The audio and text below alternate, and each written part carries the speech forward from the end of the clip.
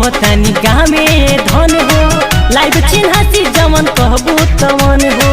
चूड़िया बाली उठ लाली या बिंदिया तू ही बताव तोहे का बा पसंद हो। सुनी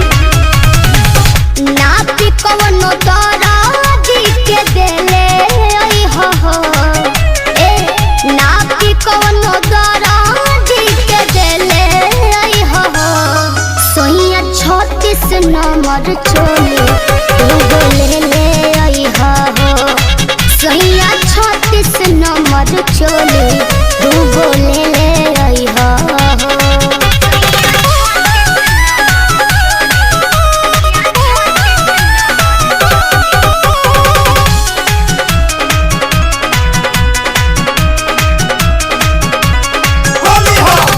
पहिले तरहे साइज छोट हो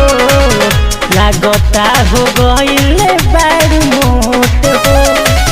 दिने दिने बढ़ता रे आपस में लड़ता रे चलिला तो लागता ते चोट हो जनी ले ले बिना फगुआ खेले आई हो जनी ले ले बिना फगुआ खेले आई हो सहिया 36 नंबर के चोली दूगो ले ले आई हो सहिया 36 नंबर के चोली दूगो ले ले आई हो।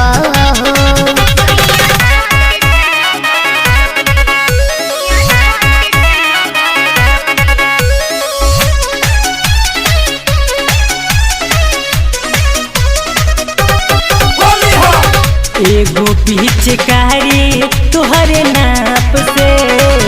पहले बहनी ऑर्डर फ्लिपकार्ट से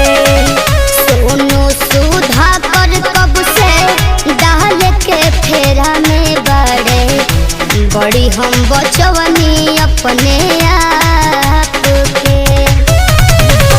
सुगम सिकंदर तू अकेले आई हो